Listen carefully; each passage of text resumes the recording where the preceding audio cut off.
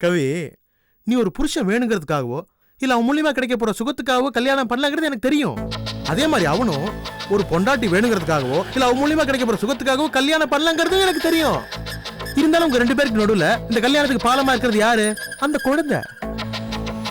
So அந்த குழந்தை மேல இருக்கிற பாசத்தினாலையும் அந்த குழந்தைக்கு ஒரு அம்மா வேணுங்கிறதுனால இந்த கல்யாணமே நடக்குது. சோ இந்த சென்டர் ஃபிகரான அந்த குழந்தைய நான் தூக்கிட்டேன்னா இந்த கல்யாணம் எப்படி நடக்கும்?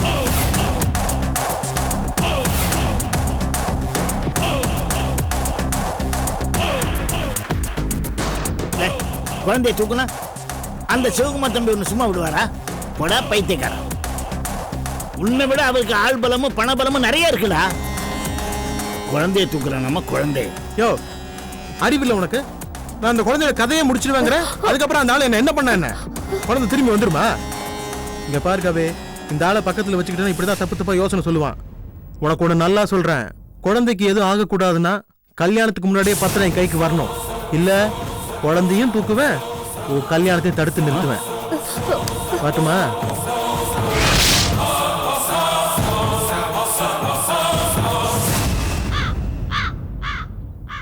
என்னக்கா, கம்ப்ளைண்ட வாபஸ் வாங்கிட்டியா? வாங்கிட்டேன். கல்யாணம் அரேஞ்ச் பண்ணது டிராமான்னு எனக்கு தெரியாது. அவங்கள வெளியில விட்டுருங்கன்னு வாபஸ் வாங்கிட்டு கையெழுத்து போட்டு வந்துட்டேன். போதுமா? இப்ப எல்லாருக்கும் சந்தோஷம் தானே? இல்லம்மா, நீ மாப்பிள்ளையோட சேர்ந்து வாழ்ந்தாதான் எங்களுக்கு சந்தோஷம்.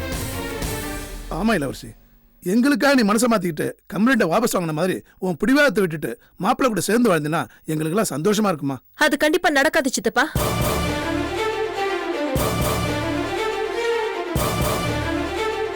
நானும் உங்களுக்காக மனசை மாத்திக்கிட்டு கம்ப்ளைண்ட் வாபஸ் வாங்கல. நீங்க சொன்னீங்கல்ல அந்த ஆள் என் மனசுல இருக்கான்னு, அது இல்லைன்னு நிரூபிக்கிறதுக்காக தான் நான் கம்ப்ளைண்ட் வாபஸ் வாங்கினேன். இனிமே அந்த ஆளோட பேச்சு அந்த வீட்டுல இருக்க கூடாது. புரியுதா? சரியா சொன்னக்கா, இவங்க கிட்டயும் அதான் சொல்லிட்டு இருந்தேன். இது பார், உனக்கும் சேர்த்துதான் சொல்றேன். இன்னொரு வாட்டி இப்படி பண்ற வேலையை வச்சுக்காத. ஒரு நாள் அந்த ஆளை வெளியே கொண்டு வரதுக்காக போலீஸ் ஸ்டேஷன்லாம் போய் நான் கழுத்து போட வேண்டியதா இருக்கு. இதெல்லாம் எனக்கு தேவையா? எனக்கு தெரியாம கழுத்து வாங்குறது, இந்த கம்ப்ளைண்ட் கொடுக்கறது, இந்த வேலையெல்லாம் செய்யாத. படிக்கிற வேலையை மட்டும் பாரு. புரியுதா?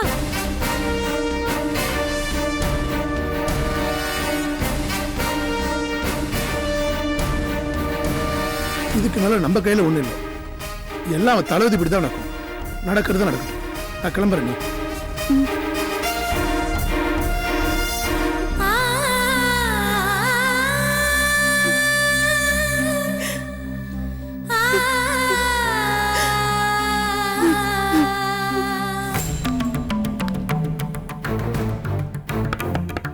ரமேஷ்,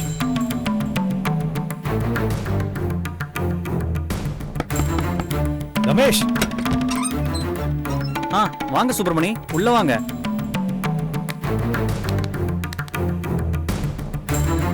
வாங்க உட்காருங்க. நான் உட்கார்றது இருக்கட்டும், நீயே இப்படி பண்ண? முதல்ல உட்காருங்க, அப்புறம் பேசலாம். உன்னால என்ன பார்த்து பேச வேண்டியவங்க எல்லாம் நிறைய பேசிட்டாங்க. நானும் கேட்க வேண்டியதெல்லாம் நிறைய கேட்டுட்டேன். கணேஷ் உனக்கு போன் பண்ணி பார்த்தான், நாட் ரீச்சபிள்னு வந்தது. நான் உனக்கு போன் பண்ணேன், அப்போ நாட் ரீச்சபிள் தான் வந்தது. சரி, நீ வந்துகிட்டு இருப்பேன்னு நினைச்சேன். கடைசி வரைக்கும் நீ வரவே இல்லை. ஏன் இப்படி பண்ண? சரி, இப்போ அது வா போலாம். முதல்ல உட்காருங்க, டீ காஃபி ஏதாவது சாப்பிட்டு அப்புறம் பேசலாம். ரமேஷ், நான் என்ன பிரச்சனையில வந்திருக்கேன், என்ன டென்ஷன்ல இருக்கேன்னு தெரியுமா? இப்ப போய் டீ சாப்பிடுங்க, காஃபி சாப்பிடுங்கன்னு சொல்லிட்டு இருக்க. இன்னும் உங்க பிரச்சனை சால்வ் ஆகலையா? இளவரசி வரலையா? இளவரசி பிரச்சனையை விடு, இப்ப நான் கயல் விஷயமா தான் இங்க வந்திருக்கேன். நானும் கையில் விஷயமா உங்ககிட்ட பேசணும் தான் நினைச்சிட்டு இருந்தேன். முதல்ல உட்காருங்க. இது பார், உட்காரத்துக்குலாம் எனக்கு நேரம் இல்லை. நீ உடனே வா, கயல் அம்மா கிட்ட வந்து சமாதானம் சொல்லு. முதல்ல வீட்டுக்கு வந்திருக்கீங்க, தண்ணியாவது குடிச்சிட்டு போலாம். தண்ணி கொண்டு வாமா. சரிங்க. இந்தாங்க. இவங்க என் நண்பர் சுப்பிரமணி. வணக்கம். இவங்க என் ஒய்ஃப் வசந்தி.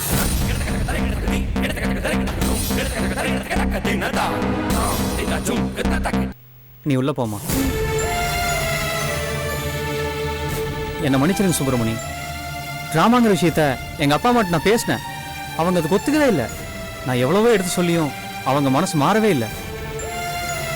கையில மருமகளா ஏத்துக்க முடியாதுன்னு இந்த வசந்தியை கொண்டு வந்து நிறுத்திட்டாங்க. இவ காலத்துல மட்டும் நான் தாலி கட்டலைன்னா நாங்க 2 பேரும் தூக்குல தொங்கிடுவோம்னு சொல்லிட்டாங்க. வேற வழி இல்லாம தான் வசந்தி காலத்தில் நான் தாலி கட்டினேன். நல்லா இருக்கா? நல்லா இருக்கா? Calling bell அடிமா.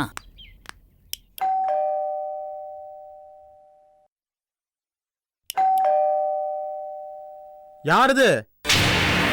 யாரு? எல்லாம் அந்த கையில தான் இருக்கும். சுப்பிரமணியம் மாமா தும்முனாரு இருமுனாரு, என்ன பண்ணலாம் ஏது பண்ணலாம் நீ என் உயிர் எடுக்கிறதுனே வந்துருவா. நீ கவலை, நான் வந்துட்டேன்.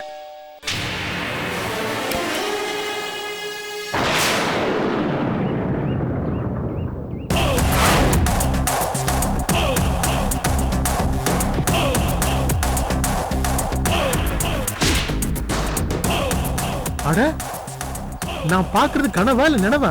என்னங்க நீங்க? ஓ, வலிக்குது. அப்ப கனவுல நிஜம்தான். ஆமா, என்ன 2 பேரும் காலங்காத்தால என் வீட்டு வாசல்ல வந்து நிக்கிறீங்க? அம்மாடி, அதை குடுமா. ஓ, கல்யாண பத்திரிக்கையா?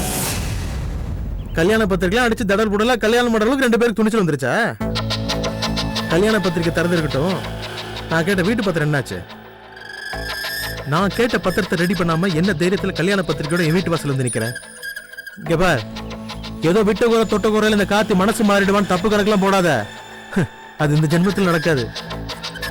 என் பேருக்கு மாத்திரம் உன் வீட்டு பத்திரம் என் கைக்கு கிடைக்கிற வரைக்கும் நீ மாலைங்கழுத்துமா இன்னொருத்த வீட்டு வாசப்படி மிதிக்க முடியாதுமா. என்னடி இது? கல்யாண பத்திரிக்கை நம்ம வீட்டு பத்திரம் மாதிரி இவ்வளவு பெருசா பிரிண்ட் பண்ணிருக்கீங்க. ஓ, கல்யாணத்தை அப்படியே கிராண்டா பண்ண போறீங்களா? முதல்ல வாங்கி பாடுறா.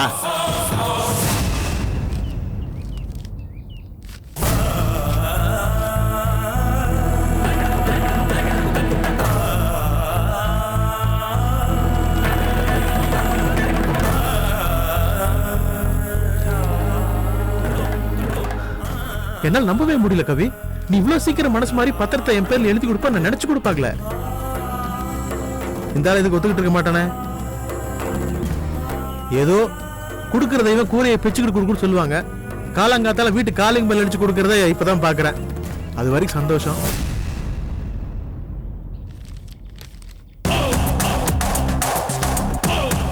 எனக்கு எது கொஞ்சம் டவுட்டா இருக்கே. இந்த பத்திரத்துல எதுவும் ஃப்ராட் வேலை ஒன்றும் பண்ணலையே? போலி பத்திரம்லாம் ஒன்றும் ரெடி பண்ணல. அது உன்னோட புத்திரா? ஏற்கனவே போலி நகையெல்லாம் கொடுத்து ஒரிஜினல் நகைன்னு சொல்லி ஏமாத்தணும் தானடா நீ. யோ, அந்த புத்தி ஸ்பெஷலா எனக்கு இன்னொரு இடத்துல தான் வரும். பெத்தாப்பு உங்ககிட்ட தானே வரும். ஏய், இங்க பார், நீ கேட்ட என்னோட வீட்டு பத்திரத்தை உன்கிட்ட கொடுத்துட்டேன். இனிமேட்டு எந்த காலத்துக்கும் என் வாழ்க்கையில இடைஞ்சல் பண்ணாத. என்ன கவி இது? என் கூட கொஞ்ச நாள் இருந்திருக்க. இப்ப நான் கேட்டவனும் சொத்தையும் எனக்கு கொடுத்துருக்க. எனக்கு தேவை சொத்து சுகம். இது ரெண்டுமே எனக்கு நீ வாரி வாரி கொடுத்துருக்க. இனிமே நான் எதுக்கு உன்னை டிஸ்டர்ப் பண்ண போறேன்? ஐ அம் a perfect gentleman, no? ஆயிரமே இருந்தாலும் நீயும் ஒரு காலத்துல எனக்கு பொண்டாட்டியே இருந்திருக்க. உன் கல்யாணத்துல வேலை பார்க்க ஆள் இல்லைன்னு சொல்லு, நான் வந்து பாக்குறேன். பொண்டாட்டியோட கல்யாணத்துல வேலை பார்க்கிற பாக்கியம் எந்த புருஷன் கிடைக்க சொல்லு?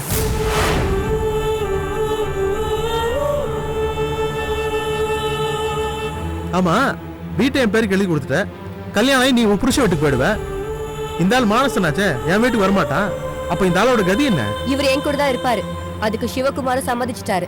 ஏயா, உனக்கு கொஞ்சம் கூட வெக்கமான சூடு சொரணையே கிடையாதா? நீ என்ன புடவை முந்தானையா? அவ போற பக்கம்லாம் போயிட்டு இருப்பியா? ஏண்டி, அவன் கல்யாணம் ஆனா புருஷன் வீட்டுக்கு சீரு சனத்தின்னு கொண்டு போவாங்க. நீ கூடவே வினைய கூட்டிட்டு போற. ஏச்சி, அதான் உனக்கு கொடுக்க வேண்டியதெல்லாம் கொடுத்தாச்சுல. நீங்க வாங்க இப்ப போலாம். ஆமா. ஓகே, நான் கேட்ட பத்திரம் கைக்கு வந்துருச்சு. இனிமே நீங்க எப்படி போனா எனக்கு என்ன? பாய். நான் வேண்டாம் வேண்டாம்னு சொன்னேன். நீ என் பேச்சை கேட்காம அநியாயமா அவன் பேருக்கு வீட்டை எழுதி கொடுத்துட்டியம்மா. போனா போட்டும்பா. வீடா? அந்த குழந்தை தேனான்னு பார்த்தா எனக்கு தேன் தான்ப்பா முக்கியம். அவனால தேனுக்கு ஏதாவது ஆபத்து வந்து அப்புறம் சிவகுமாருக்கு என் மேல கெட்ட அபிப்பிராயம் வந்துருச்சுன்னா அதான் எழுதி கொடுத்துட்டேன். சிவகுமாரோட நான் புது வாழ்க்கைய ஆரம்பிக்கும் போது ஏன் பழைய வாழ்க்கையை ஞாபகப்படுத்துற மாதிரி இந்த வீடு தேவையா? போங்கப்பா, போட்டு விட்டு தள்ளுங்க. பாத்து பாத்து என் பொண்ணு வாழ்க்கை அநியாயமா போயிடுச்சு, அநியாயமா போயிடுச்சு.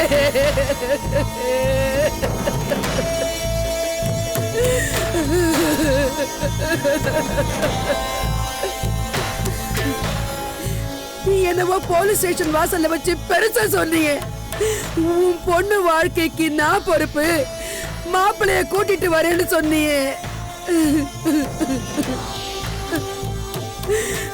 இப்ப அந்த மாப்பிள்ளைக்கு கல்யாணம் ஆயிடுச்சுன்னு கதை சொல்றியே.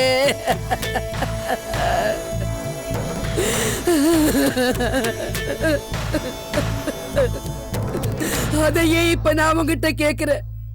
இப்ப என் பொண்ணு வாழ்க்கைக்கு என்ன பதில் சொல்லுடா, என்ன பதில்?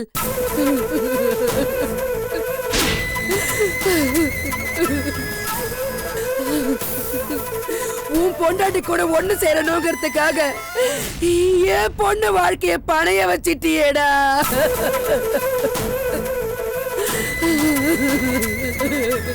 நீ நல்லா இருப்பியா? இந்த பாவம் உன்னை சும்மாவே விடாதுடா. பெத்த வயிறு பத்துக்கிட்டு எரியுதுடா. நீ நல்லாவே இருக்க மாட்ட, நீ நாசமா போயிடுவ.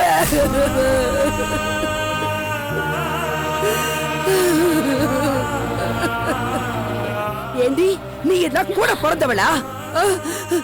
இவனுக்காக நீ தானடி வந்து கையில பொண்ணு கேட்ட. சுப்பிரமணிக்கு நான் தாய் மாதிரி. சுப்பிரமணிய கையில கல்யாணம் பண்ணிக்கிட்டா அவன் வாழ்க்கை நல்லா இருக்கும்னு சொன்னியேடி. எங்கடி நல்லா இருந்துச்சு? எங்க நல்லா இருந்துச்சு? இவன் வாழ்க்கை இப்ப சிரிப்பா சிரிச்சு சின்ன அபிதம் ஆயிடுச்சு. அடியே, இவனுக்காக அன்னைக்கு நீ மருந்து குடிச்சப்போ நான் வேதனைப்பட்டேன்டி, வேதனைப்பட்டேன். இப்போ நீ மட்டும் இல்ல, நானும் 2 பேரும் சேர்ந்து ஏதாவது குளமா குட்டையில விழுந்து சாகலாண்டி, சாகலாண்டி, சாகலாண்டி, சாகலாண்டி. ஏன் தடுக்கிற? ஏன் தடுக்கிற? இனிமே இவளை எவன்ட்டு கட்டிக்குவா? இவளை நான் எப்படி கரை சேர்க்க போறேன்?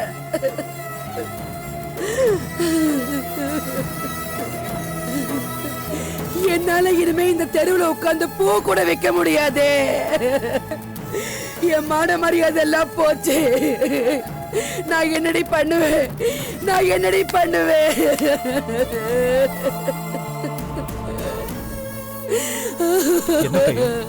இப்ப சந்தோஷமா இருக்கா? சந்தோஷமா இருக்கா உனக்கு?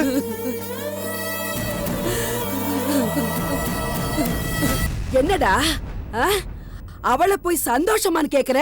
அத்தை, நீங்க கொஞ்சம் அமைதியா இருங்க. நான் ஆரம்பத்திலே படிச்சு சொன்னேன், இந்த டிராமாலாம் வேண்டாம், உன் அம்மா கிட்ட விஷயத்த சொல்லிடுன்னு. கேட்டியா? எல்லாத்தையும் நான் பாத்துக்கிறேன்னு சொன்னேன். இப்ப என்னாச்சுன்னு பார்த்தல, உங்க அம்மாவுக்கு நான் என்ன பதில் சொல்றது? டேய், என் பொண்ணுக்கு என்ன பதில் நான் உன்னை பார்த்து கேட்டா, எனக்கு என்ன பதில் நீ அவளை பார்த்து கேக்குற?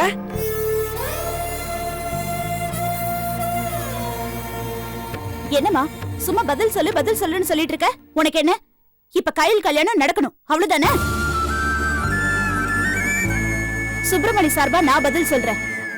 கையில் கழுத்துல சுப்பிரமணி தாலி கட்டுவாரு.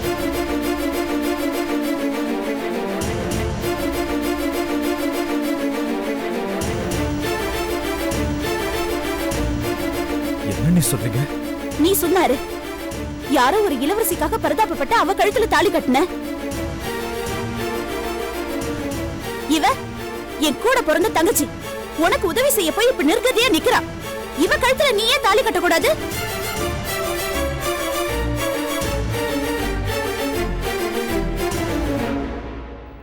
நான் ஒண்ணும் உன் மேல தப்பு சொல்லல சுப்பிரமணி. அந்த ரமேஷ் காலை வாரிட்டான். இளவரசியும் உன் கூட இனிமே சேர்ந்து வாழ மாட்டான்னு தெரிஞ்சு போச்சு. இந்த சூழ்நிலையில கையில் கழுத்துல நீ ஏன் தாலி கட்டக்கூடாது? என்னம்மா யோசிக்கிறீங்க? கட்டுறேன்னு சொல்லுங்க. ஒருவேளை உங்க நம்பிக்கைப்படி இளவரசி திரும்ப வந்துட்டா நான் என் வாழ்க்கையை விட்டு கொடுத்துடுறேன்.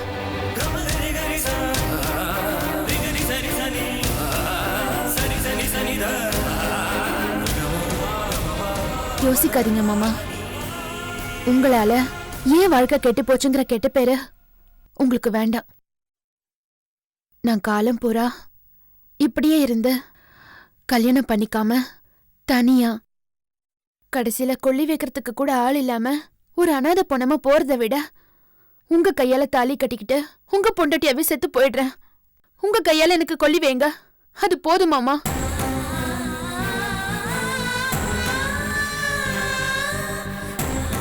உங்க கையால தாலி கட்டிக்கிட்டு குடும்பம் நடத்த முடியலன்னா கூட பரவாயில்ல மாமா. நானும் இளவரசி மாதிரி தனியாவே இருந்துடுறேன்.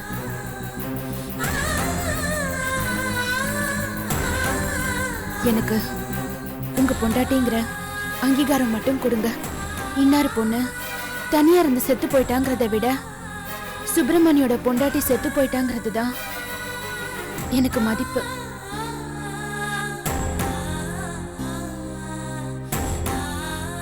அந்த பாக்கியத்தை எனக்கு கொடுங்க. தாலி கட்டுறேன்னு சொல்லுங்க மாமா.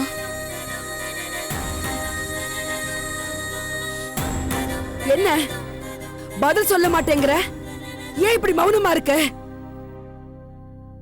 பொண்ணா பிறந்தவ ஒண்ணு புருஷன் கூட வாழணும், இல்லன்னா என்ன மாதிரி அறுத்துக்கிட்டு மூளையா இருக்கணும்,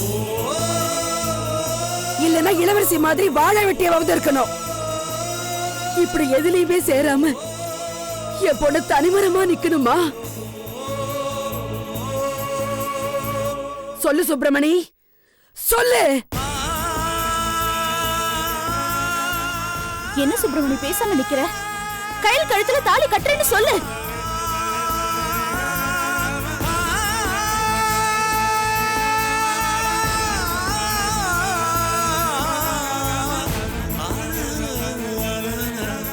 சரி, கையல் கழுத்துல நான் தாலி கட்டுறேன்.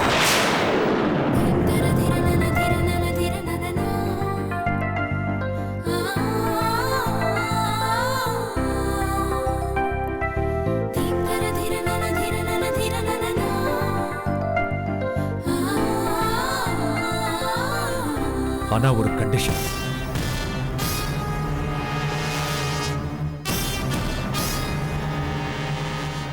என்ன கண்டிஷன் சுப்பிரமணி? இளவரசி கிட்ட இருந்து டைவர்ஸ் வாங்காம நான் கையல் கழுத்துல தாலி கட்டினா திரும்பவும் இதே பிரச்சனை தான் வரும். அதனால நீங்க இளவரசி கிட்ட இருந்து டைவர்ஸ் வாங்கி கொடுங்க, நான் கையல் கழுத்துல தாலி கட்டுறேன். வாடா.